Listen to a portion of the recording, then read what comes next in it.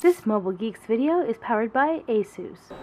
Hey, I'm rolling with Mobile Geeks right here at IFA 2015, and we're just taking a very quick look at a pretty interesting device that's been out for a little while, at least in Europe. It launched, I think in July it was, but it hasn't been really advertised or anything. They didn't have any samples, so that's why we're using the opportunity here at IFA 2015 to take a look at the G4s, which is sold in other parts of the world as the G4 Beat.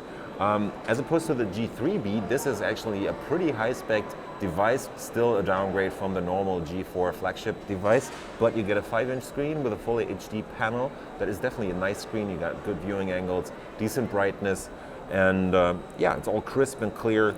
Color reproduction seems to be pretty much okay, and performance doesn't suffer from this high-end panel because we are using a LG, not an LG Nucleus. We are using the Snapdragon octa-core. That's the Snapdragon 615 running at 1.5 gigahertz. That has the integrated LTE modem, so you get 150 megabits down speeds on here. There is only 1.5 gigabytes of RAM in here, which is kind of sad because it would have been better to see like 2 gigabytes, for example, because the LG UI is not always the most RAM-friendly interface. You also only get 8 gigabytes of internal storage, which also could be more, could be 16, for example, which would be a more reasonable size for a device like this.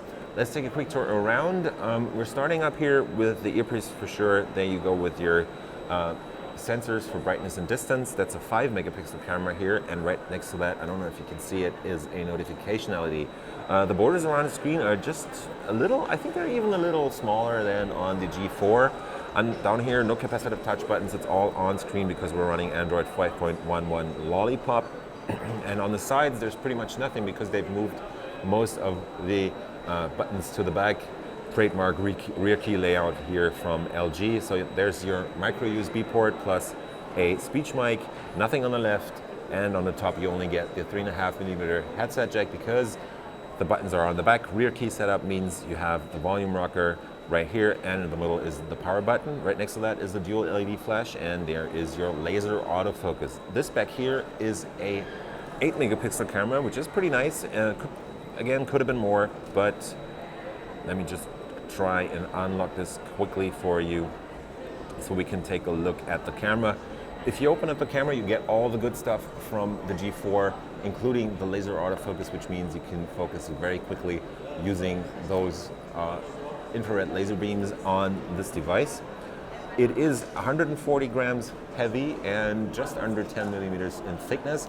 Under this cover, where there is not only this single speaker, there is also a 2,300 milliamp hour battery. Again, kind of sad they didn't opt for a bigger battery, like 3,000 milliamp hour on the G5, G4 flagship. Would have been nice, but not happening in this case. At least you can exchange the battery and you can extend the storage.